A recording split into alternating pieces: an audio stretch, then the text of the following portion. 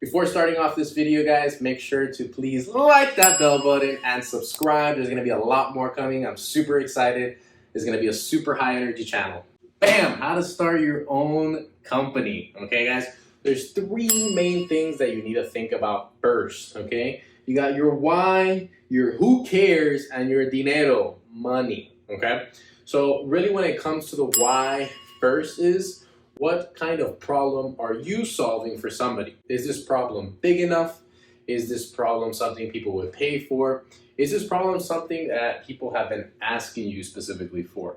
If the answer to that is no, or you don't know, okay, you can always try to ask people. Ask people what they think about the problem.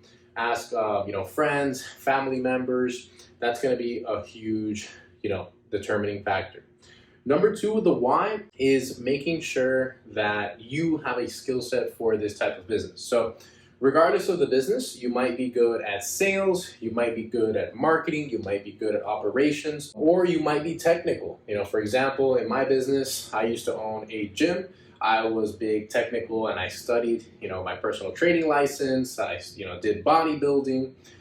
Then I opened up a tutoring company, Migos Tutoring. Okay, my skill set was not the tutoring base, but it was all of the sales and operations that I learned in my past business. Number two, who cares? Okay, do people really care about the service that you're going to be doing? So the best way to do this is you need to identify who your client is. So how old is your client going to be? Where does your client live? Is this going to be in person or virtual? How much money does this person make? What kind of things do they like? Have they been getting this type of service before? So this is really important so you can really know who really cares about the service that you are actually offering. So the second part of who cares is, a lot of people will ask me, how do you find out if people actually care about this or if you have your demographic? The easiest way is to talk to potential competition for the future, or as well you can talk to potential clients who you feel would be your potential clients. Ask them if this is a service that they would like to have, and if it's a service that would solve their problem, going back to number one, and then as well if it's something that they would pay for, which goes into number three, okay?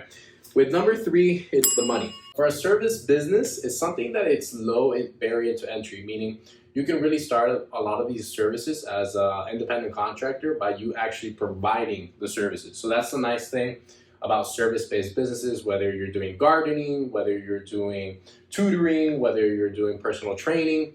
The upfront costs can be very low.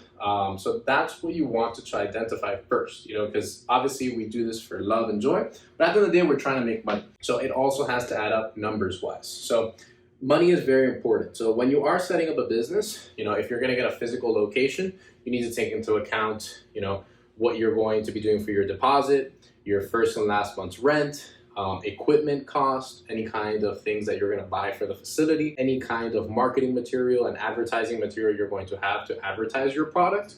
And as well, you do need to take into account any licenses or permits that you may need to pay for. There's always that FU fee from the city. Depending on which city you're at, you will have other ones, okay? At least my experience here in Miami, there's always an FU fee. So that's just how it works. And then with money, there's always your fixed cost, which is something that you're first gonna make your initial investment on. And then the second cost is gonna be your variable cost. So this is gonna be the cost that you need to think about, not just what you put up front, but also to maintain the business. So there are operating costs that go, and every single business is a little bit different. But labor tends to be your number one cost, variable cost, which it can go up and down depending on the season, depending on your demand, or depending on the area that you're in. The other one for operating costs is going to be maintenance of the location. So if you have a restroom inside the unit, you need to make sure you know how much the paper, how much the water, how much the electricity is going to cost, okay? There's a list of different things that you need to go into when it comes to operations. It can be Comcast, it can be going into water, electricity, your phone service, lights breaking, walls getting damaged. All of those things are part of your operating costs, which you need to obviously determine. Same thing if you're operating a car wash, those things can go higher, different seasons, or they can go lower in certain seasons. So those are the most important things. There's the why, there's the who cares, and there's the money. So if you guys like this video and you want more information, make sure to like and subscribe. I'm going to be posting a lot more videos. I'm super excited for what's to come. Make sure to like this, make sure to subscribe for more videos, and share with any friends or family.